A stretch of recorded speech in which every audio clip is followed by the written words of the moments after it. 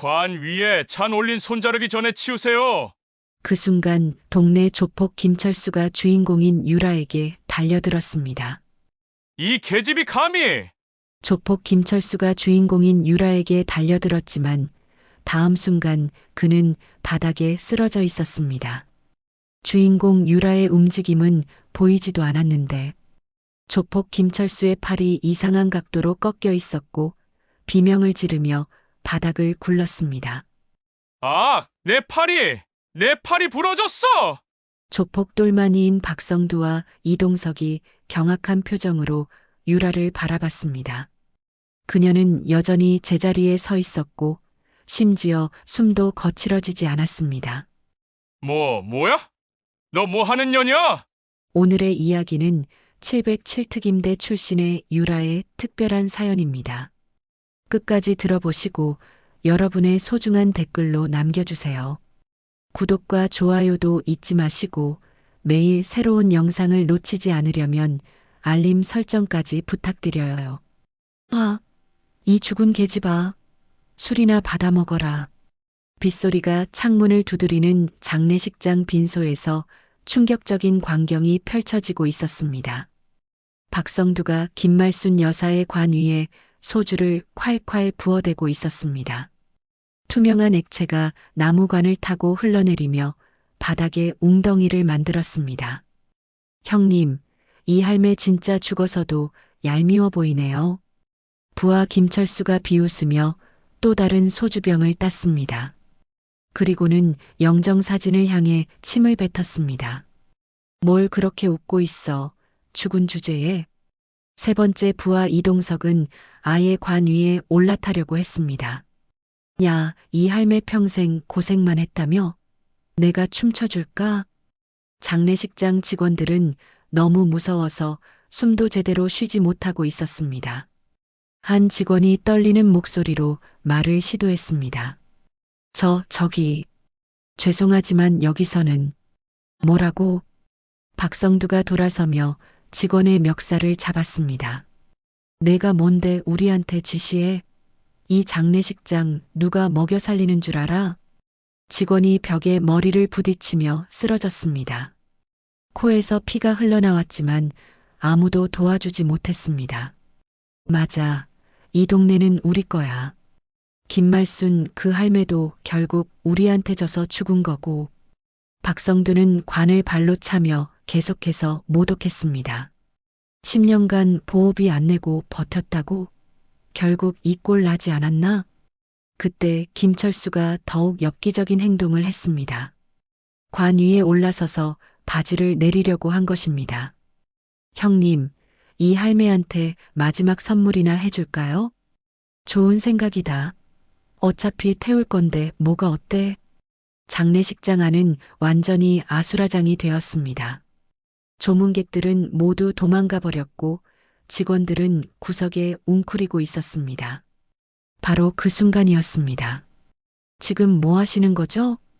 차가운 목소리가 빈소 안에 울려 퍼졌습니다. 문이 조용히 열리며 검은 정장을 입은 여성이 들어왔습니다.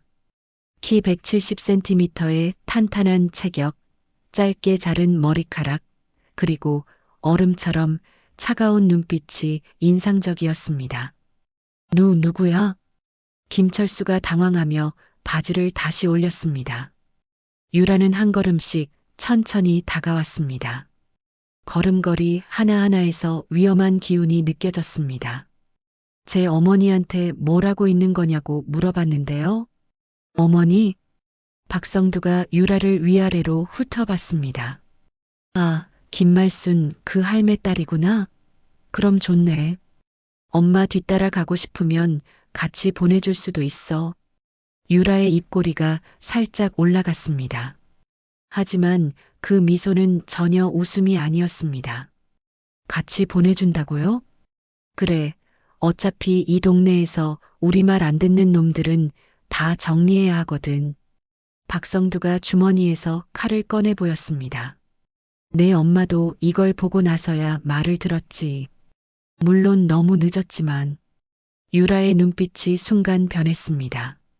차가움을 넘어서 살기가 느껴졌습니다. 칼을 보고 나서 말을 들었다고요? 그래, 겁먹은 얼굴이 볼만했어. 용서해달라고 무릎 꿇고 빌더라고.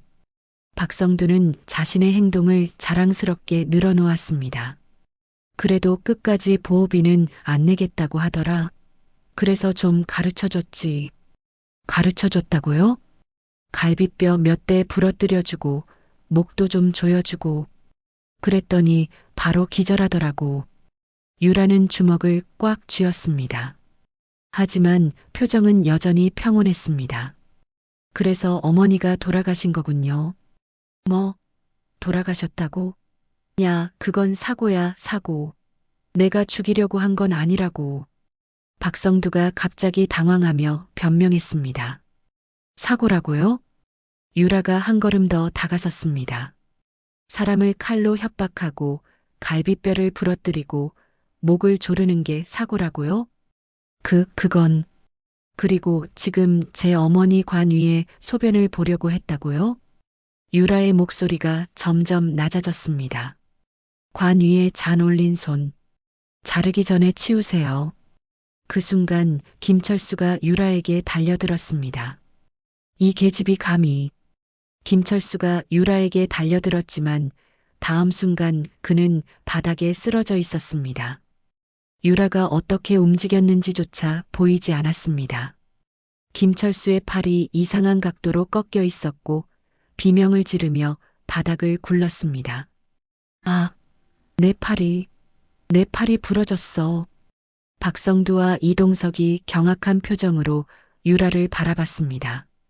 그녀는 여전히 제자리에 서 있었고 심지어 숨도 거칠어지지 않았습니다. 뭐야? 너 뭐하는 년이야? 박성두가 떨리는 목소리로 물었습니다.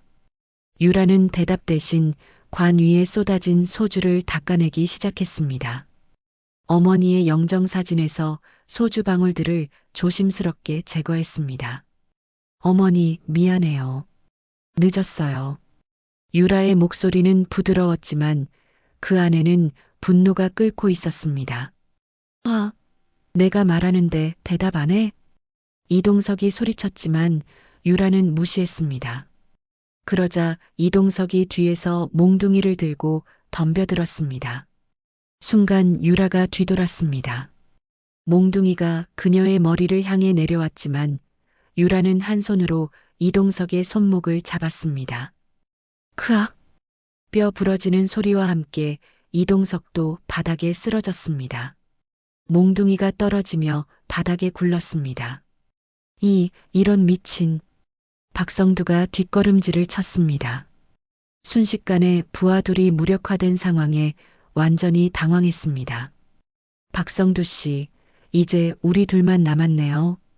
유라가 천천히 박성두를 향해 걸어왔습니다. 제가 왜 여기 왔는지 알고 싶으세요? 야야, 가까이 오지 마. 박성두가 칼을 휘둘렀지만 유라는 피하지도 않았습니다. 오히려 더 가까이 다가갔습니다. 어머니가 돌아가시기 전날 밤 저한테 전화를 하셨어요. 유라의 목소리에는 깊은 슬픔이 묻어 있었습니다. 유라야, 엄마가 미안하다. 너까지 위험해질까봐 말 못했는데.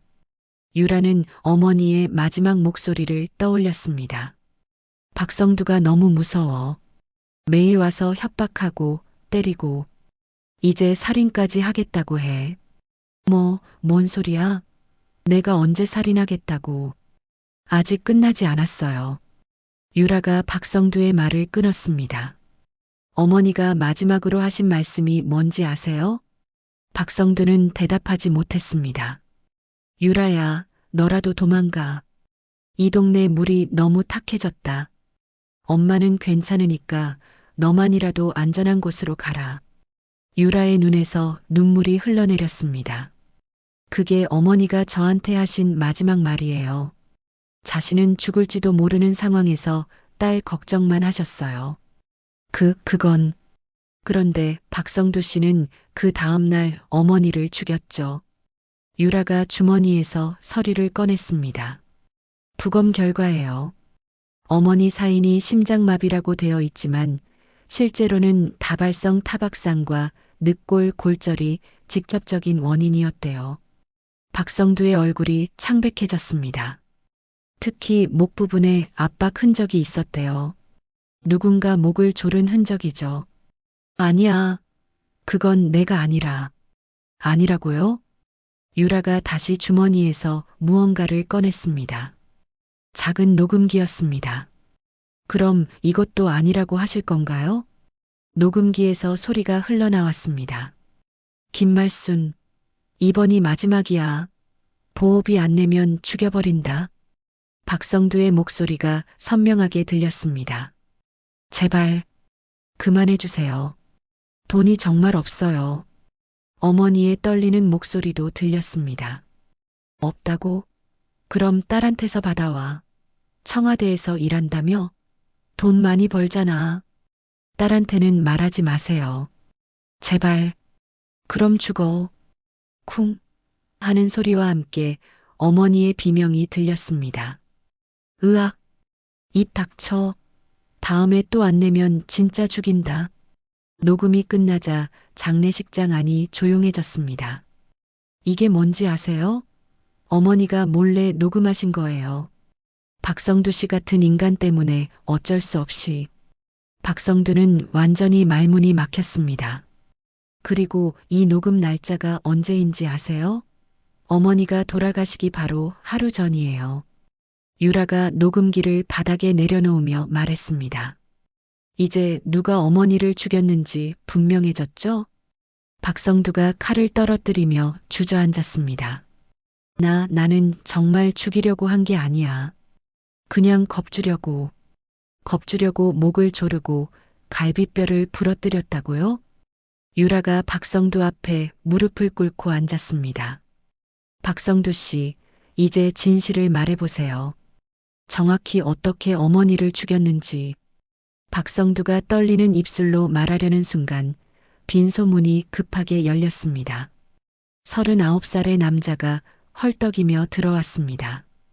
윤상민이었습니다. 누나, 뭐 하는 거야? 상민은 바닥에 쓰러진 김철수와 이동석을 보고 경악했습니다.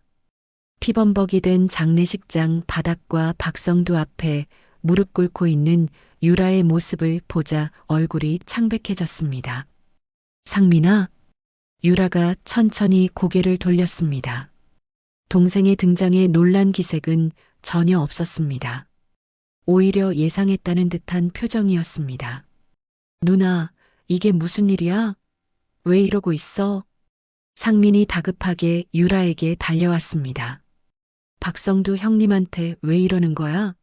오해가 있는 것 같은데. 형님? 유라의 목소리가 차갑게 변했습니다. 지금 박성두를 형님이라고 불렀나? 상민의 얼굴이 더욱 하얗게 질렸습니다.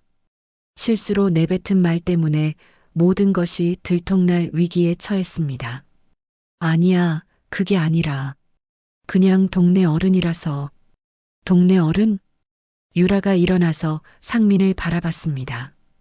어머니를 죽인 살인자를 동네 어른이라고 부르는 거야? 누나, 성두 형님이 엄마를 죽였다고? 그럴 리가 없어. 상민이 급하게 변명했지만 유라는 이미 모든 것을 알고 있다는 표정이었습니다. 상민아, 어머니가 돌아가시기 이틀 전에 뭘 했는지 기억나? 뭘 했다는 게 무슨? 김말순 반찬가게 사업자 등록증이 누구 명의로 바뀌었는지 말해봐. 상민은 입을 다물었습니다. 유라가 주머니에서 서류를 꺼내 보였습니다. 여기 다 나와 있어. 어머니가 돌아가시기 이틀 전 김말순 반찬가게 소유권이 윤상민 명의로 이전됐다고. 누나. 그리고 같은 날 내 통장에 3천만 원이 입금됐지. 박성두 측에서. 박성두가 바닥에서 일어나며 상민을 노려봤습니다. 야, 윤상민. 내가 누나한테 말 안 했다며? 형님, 저는 정말. 뭐? 지금 뭐라고 했어? 유라의 목소리에 살기가 느껴졌습니다.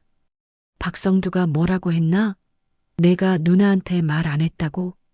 상민은 완전히 당황한 상태에서 말을 더듬었습니다. 아니야, 누나. 오해야. 오해. 유라가 상민의 멱살을 잡았습니다. 그럼 이것도 오해야? 유라가 또 다른 서류를 보였습니다. 내가 박성두한테 보낸 문자 메시지야. 누나가 이번 주말에 내려온다. 그때까지 일 끝내자라고 보냈지? 상민의 입에서 한숨이 새어나왔습니다. 더 이상 숨길 수 없다는 것을 깨달았습니다. 누나, 나는 정말 뭐? 어머니를 팔아넘긴 건 정말이지? 유라의 목소리가 점점 높아졌습니다. 3천만 원 받고 어머니를 박성두한테 넘겨준 것도 정말이고, 박성두가 급하게 끼어들었습니다. 야, 잠깐만. 우리는 가게만 사기로 한 거야. 김말순을 죽이기로 한 게 아니라고. 가게만 사기로 했다고? 유라가 박성두를 노려봤습니다. 그럼 어머니한테 협박하고 폭행한 건 뭐야? 그건 김말순이가 너무 버텨서 죽였다는 소리지? 상민이 무릎을 꿇으며 울음을 터뜨렸습니다. 누나, 미안해. 정말 미안해. 나는 엄마가 죽을 줄 몰랐어. 몰랐다고? 유라는 상민을 차갑게 내려다봤습니다. 어머니가 매일 밤 박성두 때문에 잠 못 이루시는 걸 몰랐다고? 알았어. 알았으면서도 팔아넘긴 거네. 유라가 상민의 뺨을 때렸습니다. 찰싹 하는 소리가 빈소에 울렸습니다. 윤상민, 너는 어머니의 아들이 아니야. 그냥 배신자일 뿐이야. 상민이 눈물을 흘리며 말했습니다. 누나, 나는 정말 돈이 필요했어. 사업이 망해서 빚쟁이들이 매일 찾아와서. 그래서 어머니를 죽여도 된다는 거야? 아니야. 나는 엄마가 죽을 줄 정말 몰랐다고. 박성두가 다시 끼어들었습니다. 맞아. 우리도 죽이려고 한 게 아니야. 그냥 가게만 넘겨받으려고 했는데 김말순이가 너무 완강하게 버텨서 죽였다는 소리네. 유라의 눈에서 분노의 불꽃이 타올랐습니다. 좋아. 이제 진실이 다 나왔네. 유라가 상민과 박성두를 번갈아 보며 말했습니다. 윤상민은 돈 때문에 어머니를 팔았고 박성두는 그 어머니를 죽였다. 누나, 제발. 유라가 비웃음을 지었습니다. 어머니가 박성두한테 맞으면서도 제발 딸한테는 말하지 말라고 빌 때는 안 들었으면서 이제 와서 제발이라고? 상민은 대답할 수 없었습니다. 유라가 두 사람을 바라보며 마지막으로 말했습니다. 좋아. 이제 진짜 게임을 시작해보자. 그때 유라의 핸드폰이 울렸습니다. 전화를 받은 유라의 얼굴에 차가운 미소가 떠올랐습니다. 네, 도착했어요? 좋아요. 올라오세요. 전화를 끊은 유라가 말했습니다. 박성두 씨, 상민아. 이제 정말 재밌는 시간이 시작될 거야. 빈소문이 열리며 정장을 입은 남자 3명이 들어왔습니다. 이들은 평범한 사람들이 아니었습니다. 걸음걸이부터 시선 처리까지 모든 것이 전문가였습니다. 누나, 준비 다 됐습니다. 앞서 들어온 남자가 유라에게 경례를 했습니다. 박성두와 상민이 경악한 표정으로 바라봤습니다. 누구야 이 사람들? 유라는 차가운 미소를 지으며 대답했습니다. 제 부하들이에요. 예전에 707 특임대에서 함께 일했던 707? 박성두의 얼굴이 창백해졌습니다. 대통령 경호처 대테러 특수부대 707 말인가? 정확하네요. 맞아요. 유라가 손뼉을 쳤습니다. 여러분, 소개해드릴게요. 제가 10년간 몸담았던 707 특임대 출신들입니다. 3명의 남자들이 일제히 고개를 숙였습니다. 조장님, 명령만 내리시면 됩니다. 상민이 떨리는 목소리로 말했습니다. 누나, 설마 이 사람들한테 우리를 어떻게 하겠다고? 죽이겠다고? 유라가 비웃음을 지었습니다. 윤상민, 나를 뭘로 보는 거야? 살인자로? 아니야, 그게 아니라. 나는 어머니와 달라.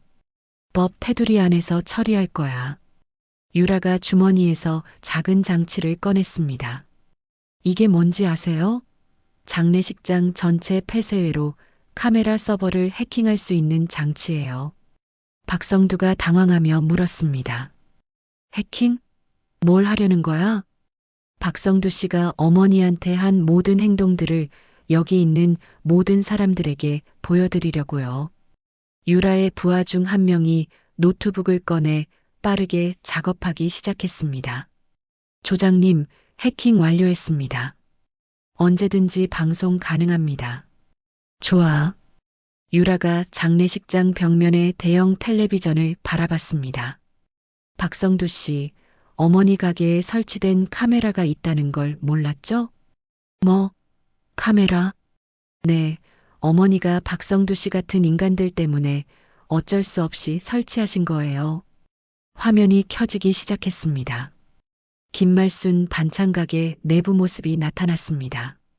이제 진짜 쇼타임이 시작됩니다. 화면에는 박성두가 가게로 들어오는 모습이 보였습니다. 김말순이 반찬을 정리하고 있었는데 박성두가 다가가서 진열장을 발로 차버렸습니다. 아, 이 할매, 보호비 언제까지 안 낼 거야? 화면 속 박성두의 목소리가 선명하게 들렸습니다. 현재 빈소에 있던 박성두가 화들짝 놀랐습니다. 이거 꺼, 당장 꺼. 하지만 유라는 무시했습니다. 아직 좋은 장면도 안 나왔는데요.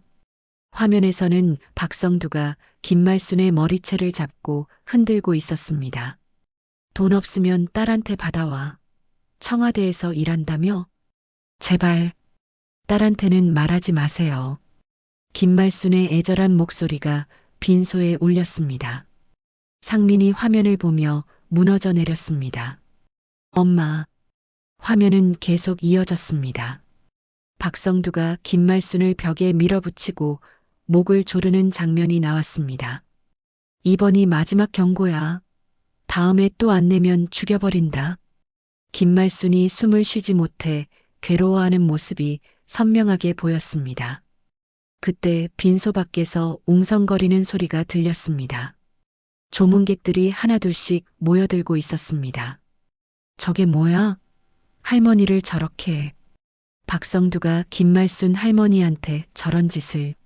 사람들의 분노 섞인 목소리가 점점 커졌습니다. 유라가 문을 열어젖혔습니다. 모든 분들 들어오세요. 진실을 봐야 해요. 순식간에 장례식장이 사람들로 가득 찼습니다. 동네 주민들, 시장 상인들, 그리고 김말순을 알던 모든 사람들이 몰려들었습니다. 화면에서는 더욱 충격적인 장면이 이어졌습니다. 박성두가 김말순의 갈비뼈를 무릎으로 찍고 머리를 벽에 박는 모습까지 나왔습니다. 으악, 제발. 김말순의 비명이 빈소 전체에 울렸습니다. 조문객들 사이에서 분노의 목소리가 터져나왔습니다. 저 인간이 할머니를 죽인 거였어. 박성두, 내가 어떻게 그럴 수 있어? 박성두는 완전히 절망적인 표정이 되었습니다. 이제 온 동네 사람들이 자신의 만행을 목격한 상황이었습니다. 이건 편집된 거야. 조작이라고. 하지만 아무도 믿지 않았습니다. 너무나 선명하고 생생한 영상이었기 때문입니다. 유라가 마이크를 들었습니다. 여러분, 이제 아시겠죠? 제 어머니가 어떻게 돌아가셨는지.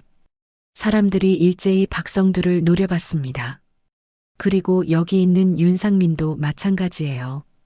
3천만 원 받고 어머니를 팔아넘긴 배신자죠. 상민이 사람들의 시선을 받으며 더욱 작아졌습니다. 지금부터 30분간 유라가 시계를 보며 말했습니다. 이 장례식장은 제가 접수합니다. 그리고 모든 진실을 밝혀내겠습니다. 박성두가 도망치려고 했지만 유라의 부하들이 이미 모든 출입구를 막고 있었습니다. 어디 가시려고요? 아직 끝나지 않았는데. 유라가 박성두에게 다가가며 조용히 말했습니다. 박성두 씨, 어머니 관 위에 술 따랐죠. 이제 정말로 죗값을 치를 시간이 왔어요. 조문객들 사이에서 웅성거림이 점점 커지고 있었습니다. 그때 뒤쪽에서 한 노인이 유라를 자세히 바라보며 중얼거렸습니다. 잠깐, 저 딸 어디서 본 것 같은데. 옆에 있던 다른 조문객이 고개를 끄덕였습니다. 나도 그래. 분명히 어디서 봤어. 그러자 한 중년 남성이 깜짝 놀라며 소리쳤습니다. 아, 저 사람 텔레비전에 나왔던 사람 아냐? 청와대 경호국에서. 순간 장례식장이 조용해졌습니다. 모든 사람들의 시선이 유라에게 집중되었습니다. 맞아. 몇 년 전에 대테러 훈련 영상에 나왔던 윤유라, 707 특임대 윤유라. 사람들이 하나둘씩 유라를 알아보기 시작했습니다. 박성두의 얼굴이 더욱 창백해졌습니다. 707. 진짜 707이었어? 유라는 차분하게 고개를 끄덕였습니다. 네, 맞습니다. 대통령 경호처 707 특임대에서 10년간 복무했습니다. 조문객 중 한 명이 감탄하며 말했습니다. 그럼 대테러 작전도 하고 요인 경호도 하고. 네, 모든 특수 임무를 수행했습니다. 유라의 대답에 사람들이 더욱 놀랐습니다. 박성두가 떨리는 목소리로 말했습니다. 그럼 지금까지 일부러 참고 있었던 거야? 맞아요. 유라가 냉소적으로 웃었습니다. 처음부터 박성두 씨를 제압하는 건 3초면 충분했거든요. 하지만 그러면 재미없잖아요. 재미없다고? 네, 박성두 씨 같은 인간은 천천히 망가뜨려야 제맛이죠. 유라의 말에 조문객들이 소름이 돋았습니다. 그녀의 차가운 미소 뒤에 숨겨진 분노의 깊이를 느낄 수 있었습니다. 그때 유라의 부하 중 한 명이 다가와 귓속말을 했습니다. 조장님, 준비 완료됐습니다. 좋아. 유라가 박성두를 바라보며 말했습니다. 박성두 씨, 마지막 쇼를 시작할게요. 화면이 다시 바뀌었습니다. 이번에는 과거 뉴스 영상이 나왔습니다. 대통령 경호처 707 특임대의 대테러 훈련 현장입니다. 뉴스 앵커의 목소리가 들렸습니다. 화면에는 유라가 실전 같은 훈련을 하는 모습이 나왔습니다. 테러범 역할을 하는 요원들을 순식간에 제압하는 장면이었습니다. 와! 조문객들이 감탄사를 연발했습니다. 화면 속 유라는 맨손으로 무장한 테러범 여러 명을 동시에 상대하고 있었습니다. 그녀의 움직임은 예술 같았습니다. 저 실력이면 박성두 같은 건 정말 3초면 끝나겠네. 그런데 왜 지금까지 참고 있었을까? 유라가 사람들의 궁금증을 해결해 주듯 말했습니다. 단순히 복수하는 건 의미가 없어요. 박성두 같은 인간은 사회적으로 매장시켜야 하거든요. 박성두가 절망적인 표정으로 바닥에 주저앉았습니다. 제발, 합의하자. 내가 돈을 줄게. 아베, 유라가 비웃음을 지었습니다. 박성두 씨, 제가 언제 합의하자고 했나요? 그럼 뭘 원하는 거야? 간단해요. 모든 사람들 앞에서 제대로 된 사죄를 하세요. 사죄? 네, 무릎 꿇고 어머니한테 사죄하세요. 그리고 자신이 한 모든 일을 자백하세요. 박성두는 주변 사람들의 시선을 받으며 망설였습니다. 만약 안 한다면? 유라가 핸드폰을 들어 보였습니다. 이 모든 증거들을 경찰서에 제출하고 언론에도 공개할 거예요. 그러면 박성두 씨는 전국적으로 유명해지겠죠. 전국적으로? 네, 할머니를 죽인 조폭으로요. 박성두는 더 이상 선택의 여지가 없다는 것을 깨달았습니다. 알았어. 알았다고. 박성두가 천천히 김말순의 관 앞으로 기어갔습니다. 김말순 할머니, 죄송합니다. 더 크게 하세요. 모든 분들이 들을 수 있게. 유라가 차갑게 명령했습니다. 박성두가 목소리를 높였습니다. 김말순 할머니, 제가 잘못했습니다. 제가 할머니를 죽였습니다. 조문객들 사이에서 탄식이 흘러나왔습니다. 계속하세요. 어떻게 죽였는지도 말하세요. 저는 할머니한테 보호비를 요구했습니다. 안 주시자 협박하고 때렸습니다. 박성두의 목소리가 떨렸습니다. 목을 조르고 갈비뼈를 부러뜨렸습니다. 그래서 할머니가 돌아가셨습니다. 그리고 오늘 할머니 관 위에 술을 부었습니다. 죽은 분을 모독했습니다. 박성두가 관 앞에서 머리를 조아렸습니다. 조문객들이 박성두를 향해 분노의 시선을 보냈습니다. 인간 쓰레기. 당장 감옥에 가야 해. 그때 상민도 옆으로 기어와서 무릎을 꿇었습니다. 엄마, 저도 죄송합니다. 제가 엄마를 팔았습니다. 윤상민도 말하세요. 정확히 뭘 했는지. 유라가 냉정하게 말했습니다. 저는 박성두한테서 3천만 원을 받고 엄마 가게를 넘겨줬습니다. 상민의 고백에 사람들이 더욱 분노했습니다. 자식이 어떻게 어미를 팔 수 있어? 인간도 아니야. 유라는 시계를 보며 말했습니다. 정확히 30분이 지났네요. 그 순간 장례식장 밖에서 사이렌 소리가 들렸습니다. 때 맞춰 왔네요. 유라가 미소를 지었습니다. 박성두 씨, 윤상민, 이제 진짜 죗값을 치를 시간이야. 장례식장 문이 열리며 경찰들이 들어왔습니다. 선두에 선 경감이 상황을 파악하려 했지만 이미 모든 것이 끝난 후였습니다. 신고 접수하고 왔습니다. 폭행 사건이라고 했는데 경감이 말을 멈췄습니다. 바닥에 무릎 꿇고 있는 박성두와 상민, 그리고 주변에 모인 수십 명의 조문객들을 보고 당황했습니다. 여기서 무슨 일이 있었습니까? 유라가 차분하게 다가갔습니다. 저입니다. 신고한 사람은 신고자가 윤유라 씨죠? 그런데 여기 상황이. 네, 모든 증거를 준비했습니다. 유라가 경감에게 두꺼운 서류 뭉치를 건넸습니다. 폭행치사 혐의자 박성두의 범행 증거입니다. 영상자료, 녹음자료, 부검 결과, 그리고 공범 윤상민의 자백서까지 모두 있습니다. 경감이 서류를 훑어보며 놀란 표정을 지었습니다. 이게 다 진짜입니까? 네, 모든 자료가 법정에서 증거로 채택될 수 있도록 적법하게 수집했습니다. 그때 조문객 중 한 명이 큰 소리로 말했습니다. 경찰관님, 우리가 다 봤어요. 박성두가 김말순 할머니 죽인 거. 맞아요. 영상으로 다 나왔어요. 사람들이 일제히 증언하기 시작했습니다. 경감이 박성두를 바라봤습니다. 박성두 씨, 이 혐의가 사실입니까?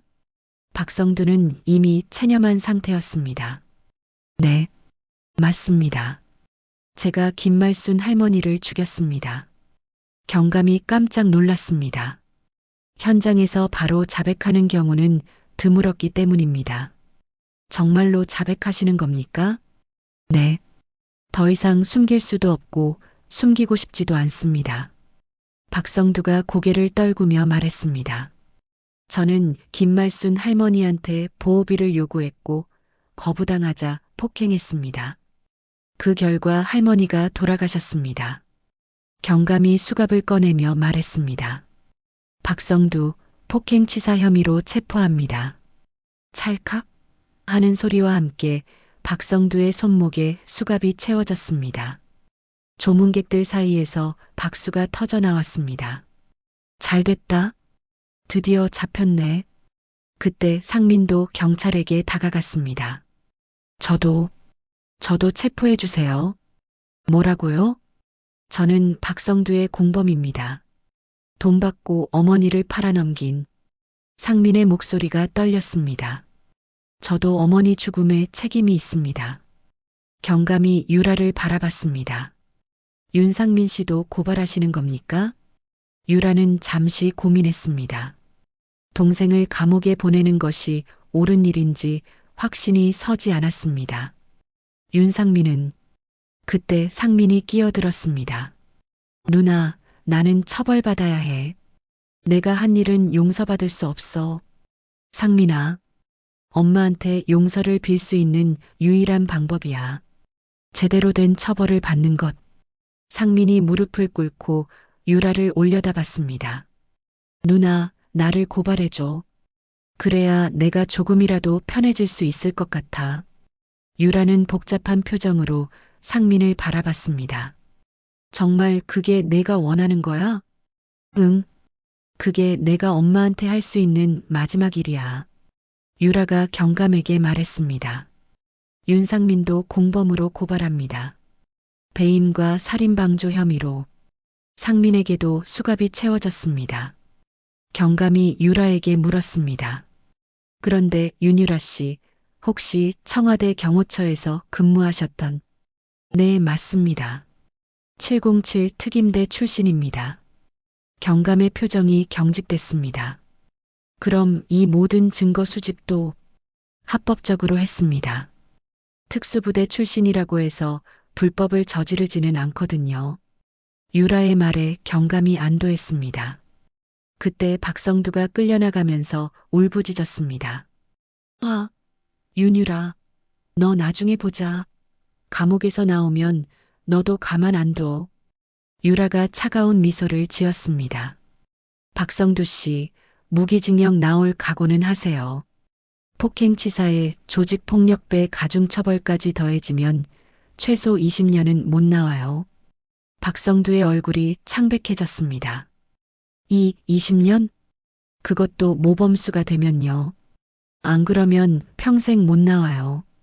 박성두가 완전히 절망한 표정으로 끌려나갔습니다. 상민도 끌려나가면서 유라를 돌아봤습니다. 누나, 정말 미안해. 상민아, 감옥에서 제대로 반성해. 그리고 살아서 나와. 응, 꼭 살아서 나와서 엄마한테 제대로 된 사죄할게. 상민도 경찰차로 끌려갔습니다. 장례식장이 조용해지자 조문객들이 유라에게 다가왔습니다. 유라 씨, 정말 고생하셨어요. 할머니가 하늘에서 보고 계실 거예요. 이제 좀 시원하시죠? 유라는 고개를 끄덕였습니다. 네, 어머니가 억울하게 돌아가신 일은 이제 끝났어요. 그때 한 조문객이 물었습니다. 그런데 이제 뭐 하실 거예요? 반찬 가게는 어떻게 하시고?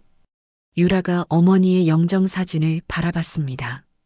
아직 결정하지 못했어요. 하지만 어머니가 평생 지키신 그 자리를 그냥 버릴 수는 없을 것 같아요. 조문객들이 고개를 끄덕였습니다. 할머니가 그렇게 사랑하던 가게였는데 유라는 관 앞에 무릎을 꿇고 앉았습니다. 어머니, 이제 편히 쉬세요. 복수는 끝났어요. 며칠 후 구치소 면회실에서 유라는 유리창 너머로 상민과 마주 앉았습니다. 상민은 수감복을 입고 있었고 얼굴은 많이 야위어 있었습니다. 누나, 상민이 떨리는 목소리로 말을 꺼냈습니다. 이렇게 와줘서 고마워. 유라는 차가운 표정으로 상민을 바라봤습니다. 고맙다고? 뭐가? 내가 이렇게 된 건 당연해. 누나한테 고마워할 자격도 없다는 거 알아. 상민의 눈에서 눈물이 흘러내렸습니다. 하지만 그래도 누나가 와줘서. 윤상민. 유라가 상민의 말을 끊었습니다. 나는 내 눈물 보러 온 게 아니야. 그럼 마지막으로 물어볼 게 있어서 왔어. 유라가 상민을 똑바로 바라봤습니다. 어머니가 돌아가시기 전에 내가 박성두한테 돈 받은 걸 알고 계셨을까? 상민의 얼굴이 창백해졌습니다. 그게 무슨 의미야? 대답해. 어머니가 알고 계셨냐고. 상민은 한참 동안 입을 다물고 있었습니다. 그러다가 결국 고개를 끄덕였습니다. 알고 계셨어. 유라의 주먹이 천천히 쥐어졌습니다. 언제부터? 가게 명의가 바뀌던 날, 엄마가 서류를 보시고 알아채셨어. 상민의 목소리가 더욱 떨렸습니다. 그때 엄마가 뭐라고 하셨는데? 상민아, 내가 엄마를 팔았구나. 그래도 괜찮다. 엄마는 내가 살기만 하면 돼. 라고 하셨어. 유라는 눈을 감았습니다. 어머니의 마지막 사랑이 얼마나 깊었는지 새삼 깨달았습니다. 그 말을 듣고도 양심의 가책을 느끼지 않았어? 느꼈어. 너무 괴로웠어. 하지만 이미 돌이킬 수 없었어. 돌이킬 수 없었다고? 유라의 목소리에 분노가 섞였습니다. 박성두한테 가서 계약을 취소하겠다고 하면 됐잖아. 그럴 수 없었어. 박성두가 협박했거든. 어떤 협박? 돈을 돌려주지 않으면 누나까지 해치겠다고 했어. 유라가 비웃음을 지었습니다. 나까지 해치겠다고? 그래서 어머니는 포기하고 내가 살아남기를 바랐다는 거야? 누나, 엄마는 정말로 누나만큼은 지키고 싶어 하셨어. 그래서 혼자 죽음을 택하신 거구나. 유라의 목소리가 더욱 차가워졌습니다. 윤상민, 너는 어머니가 너 때문에 죽으셨다는 걸 알고 있어? 알아. 매일 밤 그 생각 때문에 잠을 못 자. 후회해? 당연히 후회하지. 세상에서 제일 후회해. 상민이 울음을 터뜨렸습니다. 누나, 나 정말 미안해. 정말로 미안하다고. 미안하다고? 유라가 일어섰습니다. 윤상민, 어머니한테 사죄할 기회는 이미 끝났어. 누나, 어머니가 살아계실 때 진심으로 후회했어야지. 죽고 나서 후회하면 뭐해? 유라의 말에 상민은 대답할 수 없었습니다. 그리고 나한테도 용서받을 생각은 하지 마. 누나, 제발, 제발. 유라가 상민을 차갑게 내려다봤습니다. 어머니가 박성두한테 맞아가면서도 제발 딸한테는 말하지 말라고 빌 때는 언제고 이제 와서 제발이야? 상민은 더 이상 말할 수 없었습니다. 유라가 마지막으로 말했습니다. 윤상민, 이제 나도 너를 가족이라고 부르지 않아. 누나, 형이라고 불러. 우리는 이제 남남이야. 상민의 얼굴이 절망으로 일그러졌습니다. 누나, 그렇게까지 하지 마. 우리가 유일한 가족인데. 가족? 유라가 비웃음을 지었습니다. 가족이 가족을 팔아넘겨? 가족이 가족을 죽음으로 내몰아? 내가 잘못했어. 정말 잘못했다고. 알아. 내가 잘못했다는 거. 유라가 면회실문으로 향했습니다. 하지만 인정하는 것과 용서하는 것은 별개야. 누나, 제발 한 번만 더 기회를. 기회? 유라가 뒤돌아봤습니다. 어머니한테 기회를 달라고 빌어. 나한테는 빌지 마. 어떻게 돌아가신 분한테. 그게 내 숙제야. 평생에 걸쳐서 어머니한테 용서를 빌어. 유라가 문손잡이를 잡았습니다. 그리고 윤상민, 한 가지만 기억해. 뭐? 감옥에서 나와도 어머니 무덤 앞에는 오지 마. 내가 올 자격이 없어. 상민이 절규했습니다. 누나, 그렇게까지 하지 마. 하지만 유라는 뒤돌아보지 않고 면회실을 나갔습니다. 복도를 걸으며 유라는 눈물을 흘렸습니다. 동생을 버리는 것이 얼마나 아픈 일인지 뼈저리게 느꼈습니다. 하지만 어머니의 마지막 사랑을 생각하면 상민을 용서할 수는 없었습니다. 어머니, 제가 너무 냉정한 건가요? 유라는 하늘을 올려다보며 중얼거렸습니다. 하지만 이게 맞는 것 같아요. 상민이는 평생 속죄하며 살아야 해요. 구치소를 나서는 유라의 뒷모습은 쓸쓸했지만 그 안에는 확고한 신념이 있었습니다. 어머니의 명예를 지키고 정의를 실현하는 것. 그것이 딸로서 할 수 있는 마지막 효도였습니다. 한 달 후 폐쇄되었던 김말순 반찬 가게에 다시 불이 켜졌습니다. 유라가 가게 문을 열고 나와 간판을 닫고 있었습니다. 발행 글씨였지만 김말순 반찬 가게라는 이름은 여전히 선명했습니다. 유라야, 정말로 가게를 다시 열 거야? 옆 가게 사장 박순자가 걱정스러운 표정으로 물었습니다. 네, 이모. 어머니가 평생 지키신 자리인데 그냥 없애버릴 수는 없어요. 유라는 간판을 닦으며 대답했습니다. 하지만 너는 특수부대 출신인데 반찬 가게를 할 줄 알기나 해? 어머니한테 배웠어요. 어릴 때부터 옆에서 도와드리면서. 유라의 목소리에는 그리움이 묻어 있었습니다. 시금치나물 무치는 법, 콩나물 볶는 법, 멸치볶음 만드는 법까지 다 배웠거든요.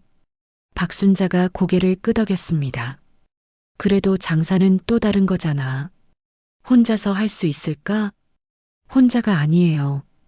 유라가 미소를 지으며 가게 안을 가리켰습니다.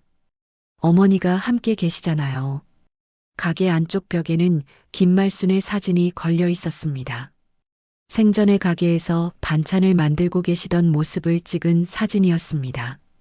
어머니, 오늘부터 다시 시작이에요. 유라가 사진을 향해 말했습니다.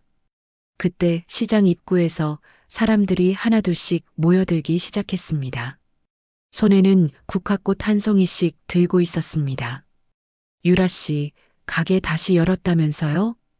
김말순 할머니가 얼마나 좋아하셨을까요? 사람들이 가게 앞에 국화꽃을 놓으며 인사했습니다. 할머니 정말 좋은 분이셨는데 그런 분이 그런 일을 당하다니. 유라는 사람들의 진심 어린 애도에 고개를 숙였습니다. 고맙습니다. 어머니도 기뻐하실 거예요. 그때 한 할머니가 유라에게 다가왔습니다. 유라야, 박성두 그 나쁜 놈은 어떻게 됐어? 무기징역 선고받았어요. 평생 못 나와요. 잘 됐다. 그런 인간은 평생 감옥에 있어야 해. 사람들이 분노를 표했습니다. 또 다른 할아버지가 물었습니다. 그런데 상민이는? 내 동생 말이야. 유라의 표정이 잠시 어두워졌습니다. 10년 선고받았어요. 배임과 살인방조로. 10년. 그래도 박성두보다는 적게 받았네. 네, 자백하고 반성했다고 참작해 준 것 같아요. 유라는 담담하게 대답했지만 마음속으로는 복잡했습니다. 그런데 상민이랑은 어떻게 할 거야? 혈육인데. 모르겠어요. 아직 결정하지 못했어요. 유라가 고개를 저었습니다. 하지만 쉽게 용서할 수는 없을 것 같아요. 사람들이 고개를 끄덕였습니다. 어머니를 배신한 일은 쉽게 용서받을 수 있는 것이 아니었습니다. 점심시간이 되자 단골 손님들이 하나둘씩 찾아왔습니다. 유라야, 시금치나물 있어? 네, 있어요. 어머니 레시피 그대로 만들었어요. 유라가 정성스럽게 시금치나물을 포장해 주었습니다. 맛이 어떨까 궁금하네. 손님이 한 젓가락 맛보더니 눈을 동그랗게 떴습니다. 이거 완전히 김말순 할머니 맛이네. 정말요? 응, 똑같아. 어떻게 이렇게 똑같지? 다른 손님들도 하나씩 맛보며 감탄했습니다. 콩나물 무침도 할머니 맛 그대로야. 멸치볶음도 완벽해. 유라는 뿌듯한 마음으로 손님들을 응대했습니다. 어머니가 옆에서 도와주시나 봐요. 저녁이 되어 마지막 손님을 보내고 유라는 가게 정리를 했습니다. 문득 가게 유리창에 붙은 작은 팻말이 눈에 들어왔습니다. 다시는 이곳에서 어떤 조롱도 용납하지 않습니다. 마이너스 윤유라. 이 팻말은 박성두 같은 일이 다시는 일어나지 않기를 바라는 마음으로 붙인 것이었습니다. 어머니, 이제 아무도 이곳을 함부로 대하지 못할 거예요. 유라가 어머니 사진을 바라보며 말했습니다. 제가 지킬게요. 이 자리도, 이름도, 그리고 어머니의 명예도. 그때 가게 전화가 울렸습니다. 구치소에서 걸려온 전화였습니다. 여보세요? 누나. 나야, 상민이야. 상민의 목소리가 들렸습니다. 왜 전화했어? 가게. 다시 열었다면서? 그게 너랑 무슨 상관이야? 누나. 나도 나중에 나가면 도와줄 수 있을까? 유라는 잠시 말이 없었습니다. 윤상민, 나중에 얘기하자. 아직은 아니야. 알겠어. 그래도 누나가 가게를 지켜줘서 고마워. 어머니를 위해서야. 너를 위해서가 아니라. 응, 알고 있어. 전화를 끊고 유라는 깊은 한숨을 쉬었습니다. 언젠가는 상민을 용서할 날이 올지도 모르지만 아직은 아니었습니다. 어머니, 제가 잘하고 있는 거죠? 유라가 어머니 사진에게 물었습니다. 사진 속 김말수는 따뜻한 미소로 딸을 바라보고 있었습니다. 마치 잘하고 있다. 우리 딸아라고 말하는 것 같았습니다. 유라는 눈물을 닦고 마지막 정리를 마쳤습니다. 내일도 이 자리에서 어머니의 사랑을 이어갈 것입니다. 그것이 딸로서 할 수 있는 최고의 효도였습니다. 가게 불을 끄고 나서는 유라의 뒷모습은 든든했습니다. 김말순 반찬 가게는 이제 영원히 지켜질 것이었습니다.